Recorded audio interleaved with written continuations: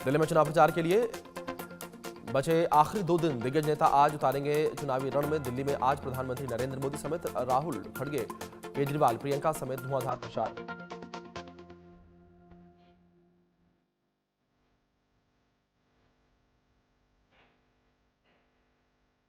आज दिल्ली में बीजेपी की 65 जनसभाएं और 3 रोड शो। राजनाथ सिंह, ज्योतिरादित्य सिंधिया, असम के सीएम हेमंत बिस्वा शर्मा समेत तमाम बीजेपी के स्टार प्रचारक चुनावी रण में भरेंगे हुंकार। दिल्ली के रण में आज बीजेपी शासित राज्यों के मुख्यमंत्री समेत एनडीए के तमाम नेता और मंत्री करेंगे चुनाव प्रचार। CM Dhami, CM Nayab Singh Saini, CM Madan Lal Sharma और अनुराग ठाकुर बीजेपी प्रत्याशियों के लिए मांगेंगे वोट। दिल्ली के आरकेपुरम इलाके में आज पीएम मोदी की जनसभा। दोपहर 12 बजे सेंट्रल पार्क में चुनावी रैली को संबोधित करेंगे पीएम। कांग्रेस महासचिव और सांसद प्रियंका गांधी वाड्रा आज दिल्ली में 2 जनसभाओं को करेंगे संबोधित। शाम 5 बजे सीमापुरी और शाम 7 बजे बाबरपुर विधानसभा क्षेत्र में प्रियंका की रैली। लोकसभा में नेता प्रतिपक्ष और कांग्रेस सांसद राहुल गांधी आज मटिया महल विधानसभा में शाम 7 बजे जनसभा को करेंगे संबोधित। दिल्ली के मुस्तफाबाद विधानसभा क्षेत्र में आज कांग्रेस अध्यक्ष मल्लिकार्जुन खड़गे जनसभा को करेंगे संबोधित। शाम 7 बजे रैली को संबोधित करेंगे खड़गे। रक्षा मंत्री राजनाथ सिंह आज बीजेपी प्रत्याशियों के पक्ष में दिल्ली में करेंगे ताबड़तोड़ रैली। दोपहर 3:35 पर राजेंद्र नगर में, शाम 5:05 पर चांदनी चौक और शाम 6:25 पर लक्ष्मी नगर में बड़ी जनसभा को संबोधित करेंगे राजनाथ सिंह। सीएम योगी आदित्यनाथ आज मिल्कीपुर विधानसभा उपचुनाव के लिए जनसभा को करेंगे संबोधित। बीजेपी प्रत्याशी चंद्रभानु पासवान के लिए सुबह 11 बजे रैली करके वोट की अपील करेंगे। दिल्ली के मुस्तफाबाद और करावल नगर में केंद्रीय गृह मंत्री अमित शाह ने चुनावी रैली को संबोधित किया। अपने भाषण के दौरान उन्होंने दिल्ली के पूर्व मुख्यमंत्री अरविंद केजरीवाल पर तीखा हमला बोला। अमित शाह ने केजरीवाल पर लगाया गंभीर आरोप। कहा केजरीवाल की सरकार ने वादाखिलाफी और भ्रष्टाचार किया, दिल्ली की जनता के साथ धोखा किया। शनिवार को दिल्ली के सदर बाजार में राहुल गांधी ने रैली को संबोधित किया। बीजेपी और आम आदमी पार्टी दोनों दलों पर जमकर साधा निशाना। राहुल बोले दिल्ली में सबसे बड़ा शराब घोटाला केजरीवाल ने किया। राहुल ने बीजेपी पर तंज कसते हुए कहा कि भाजपा वाले जो कुछ भी करते हैं वो केवल अडानी और अंबानी की मदद करने के लिए करते हैं। संघ प्रमुख मोहन भागवत को निशाने पर लेते हुए राहुल गांधी ने कहा कि मोहन भागवत ने कहा है कि भारत को आजादी 15 अगस्त 1947 को नहीं बल्कि प्रधानमंत्री नरेंद्र मोदी के सत्ता में आने के बाद मिली। आम आदमी पार्टी से इस्तीफा देने वाले 8 विधायक भारतीय जनता पार्टी में हुए शामिल। इन सभी नेताओं ने केजरीवाल को चिट्ठी लिखते हुए भ्रष्टाचार का लगाया था आरोप। बीजेपी ज्वाइन करने वाले आप के विधायकों में भावना गौड़, मदन लाल, गिरीश सोनी, राजेश ऋषि, बीएस जून, पवन शर्मा, रोहित मेहरोलिया और नरेश यादव शामिल। आम आदमी पार्टी के 8 विधायकों के अलावा आपके पूर्व विधायक विजेंद्र गर्ग, निगम पार्षद अजय राय और सुनील चड्ढा ने भी बीजेपी ज्वाइन की। आज लोकसभा में पेश होगा वक्फ बिल पर बनी जेपीसी की report. JPC chairman Jagdambika Pal Lok Sabha में पेश करेंगे जेपीसी की रिपोर्ट। आज ही उच्च सदन राज्यसभा के सदन पटल पर रखी जाएगी जेपीसी की रिपोर्ट। भारतीय क्रिकेट कंट्रोल बोर्ड के वार्षिक पुरस्कार समारोह में सचिन तेंदुलकर को लाइफ टाइम अचीवमेंट अवार्ड से किया गया सम्मानित। भारत रत्न सचिन को यह सम्मान आईसीसी के अध्यक्ष जय शाह ने दिया। पुरस्कार समारोह के दौरान सचिन तेंदुलकर ने खिलाड़ियों को सलाह दी, खिलाड़ी अपने करियर का आनंद लें और ध्यान भटकाने वाली अन्य चीजों से दूर रहें। शनिवार को संसद में केंद्रीय वित्त मंत्री निर्मला सीतारमण ने मोदी सरकार 3.0 का पहला आम बजट पेश किया। इनकम टैक्स, शिक्षा और मेडिकल जैसे विषयों पर सरकार का फोकस रहा। बजट 2025-26 में नौकरी पेशा के लिए 12.75 लाख और बाकी करदाताओं के लिए 12 लाख रुपए तक की आय को टैक्स फ्री करने का ऐलान। तीसरे टर्म में दूसरी बार मोदी सरकार के बजट का जब पिटारा खुला तो हर वर्ग के लिए कुछ न कुछ निकला। युवाओं के लिए रोजगार तो कारोबारियों के लिए व्यवसाय पर बजट में फोकस रहा। वित्त मंत्री निर्मला सीतारमण ने 70 मिनट के भाषण में 9 बार बिहार राज्य का जिक्र किया और चुनावी राज्य बिहार के लिए मखाना बोर्ड बनाने का ऐलान किया। मोदी सरकार ने किसान क्रेडिट कार्ड की लिमिट 3 लाख से बढ़ाकर 5 लाख रुपए कर दिया। पीएम धन धान्य कृषि योजना का भी ऐलान किया। बजट 2025-26 में डेयरी और मछली पालन के लिए 5 लाख रुपए तक का लोन देने का वित्त मंत्री ने ऐलान किया। इस बार के बजट में बिहार को छप्पर फाड़ गिफ्ट मिला है। मखाना बोर्ड के गठन के साथ साथ राष्ट्रीय खाद्य प्रौद्योगिकी, उद्यमिता और प्रबंधन संस्थान की स्थापना का भी ऐलान। बजट में बुजुर्गों को एफडी पर मिलने वाले ब्याज का टैक्स की छूट को 50,000 से बढ़ाकर 1 लाख कर दिया गया। इससे 10 करोड़ से ज्यादा बुजुर्गों को फायदा होगा। बजट में प्रावधान किया गया है कि 5 लाख SC/ST महिलाएं जो पहली बार एंटरप्रेन्योर हैं उन्हें 5 साल में 2 करोड़ तक का टर्म लोन दिया जाएगा।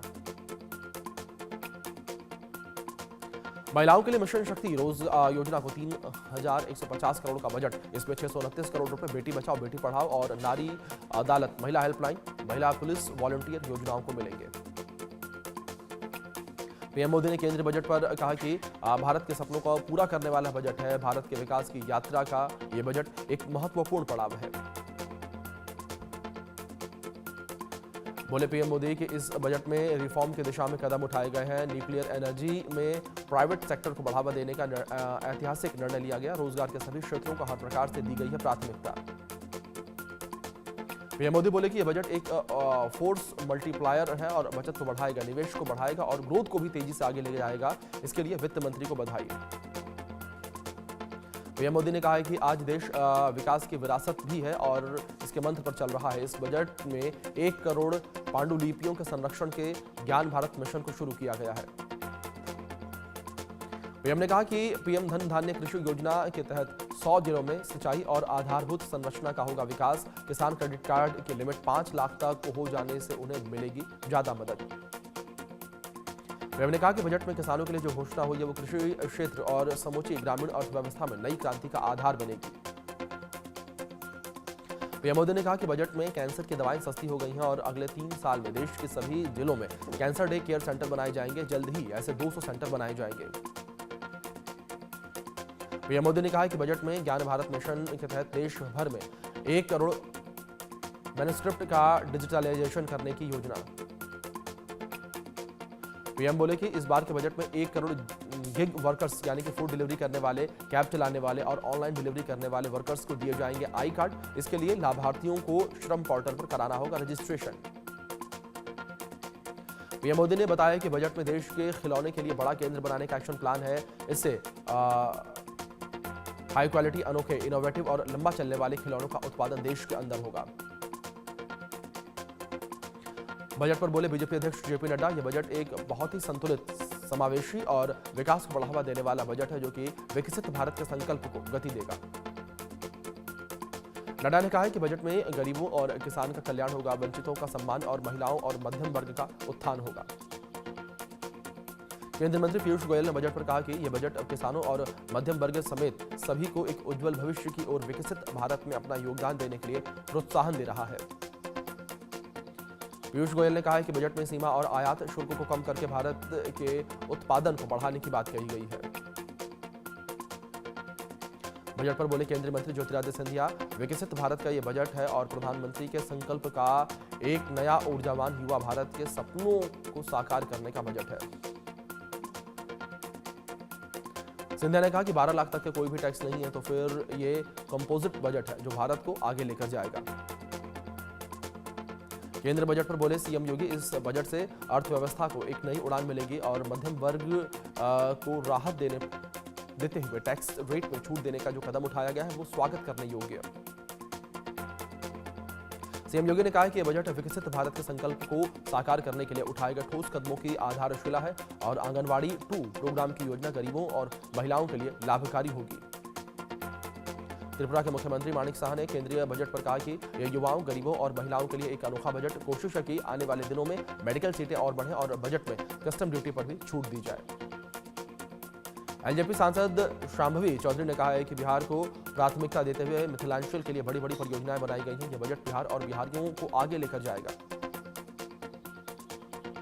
बजट पर बोले जीतन राम मांझी, बजट में उन तबकों को भी देखा गया है जिसे कभी नहीं देखा जाता था। बिहार के लिए मखाना बोर्ड का गठन, IIT में सुधार, कोसी प्रोजेक्ट को सुधारने की बात, ये बिहार के लिए अच्छा संकेत। केंद्रीय बजट पर बोले शुभेंदु अधिकारी, यह नारी शक्ति, युवाओं, किसानों और खासकर मध्यम वर्ग के लिए एक जन समर्थक बजट है। कांग्रेस सांसद जयराम रमेश ने कहा है कि ऐसा दिखता है कि वोकल को राहत मिली है लेकिन लोकल का क्या मिला, किसानों को क्या मिला, MSP के बारे में कोई जिक्र नहीं हुआ, कर्जा माफी की बात नहीं हुई। जयराम रमेश बोले कि इस बार के बजट में किसान संगठन की मांग को नजरअंदाज किया गया है और मनरेगा के आवंटन में कोई बढ़ोतरी नहीं हुई।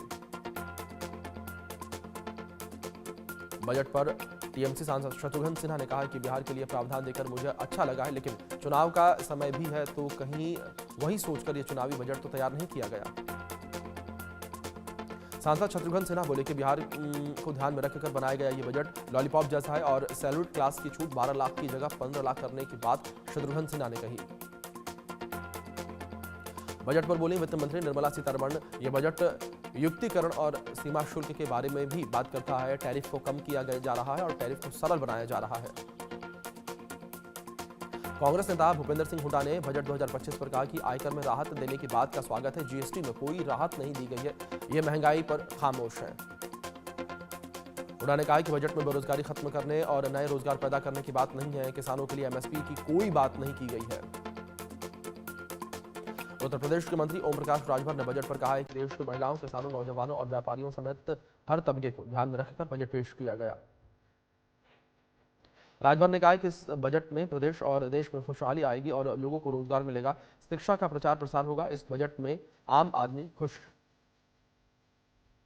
इंदौर क्राइम ब्रांच पुलिस को मिली बड़ी कामयाबी। भोपाल से एक गोदाम में 9,30,000 अल्प्राजोलम टैबलेट और 5240 कोडीन सिरप बोतल बरामद किए, 3 आरोपी गिरफ्तार। छतरपुर के बीजापुर में सुरक्षा बलों और नक्सलियों के बीच मुठभेड़ में 8 नक्सली ढेर, कई घंटों तक दोनों तरफ से रुक कर गोलीबारी होने की खबर है कि सुरक्षा बलों के जवानों ने माओवादियों के बड़े कैडर्स को घेर रखा है। बता दें कि पिछले 1 महीने में मुठभेड़ में 50 से ज्यादा नक्सली मारे जा चुके हैं। 52 किलो सोना और 10 करोड़ रुपए कैश मामले में आरोपी सौरभ शर्मा ने अभी तक नहीं बताया कि बरामद कैश और सोना किसके थे। लोकायुक्त पुलिस की पूछताछ में अब तक नहीं हुआ खुलासा। दिल्ली एयरपोर्ट पर थाईलैंड का नागरिक 38.5 करोड़ रुपए की कीमत के गांजे के साथ गिरफ्तार। कस्टम अधिकारियों ने थाई नागरिक को गांजे के साथ गिरफ्तार किया।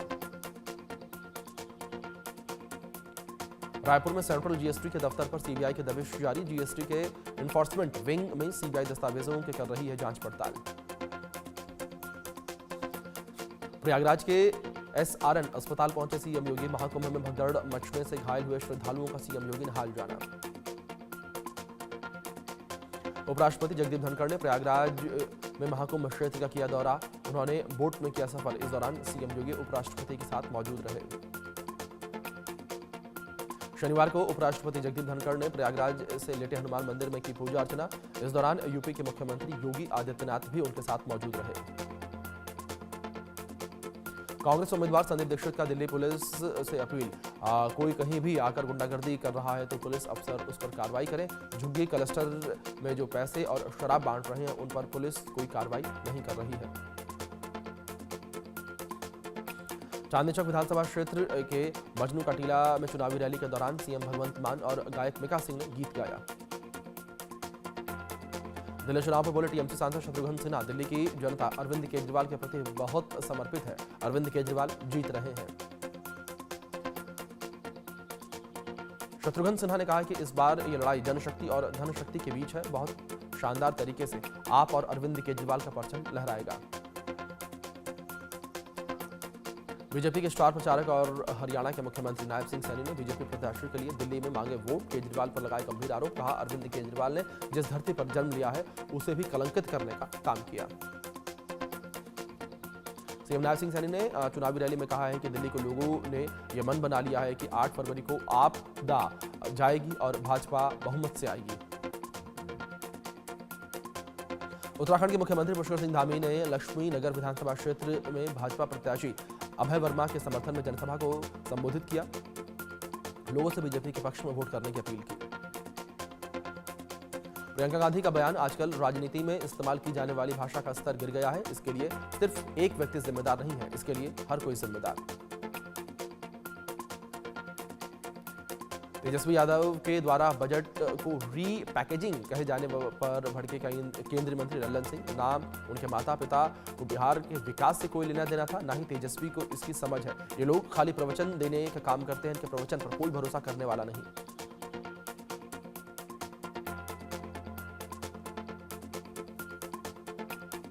स्वच्छ वायु सर्वेक्षण 2024 के नतीजे जारी। टॉप 10 शहरों में रायपुर ने बनाई जगह। 10 लाख से अधिक आबादी वाले शहरों में 8वां स्थान मिला।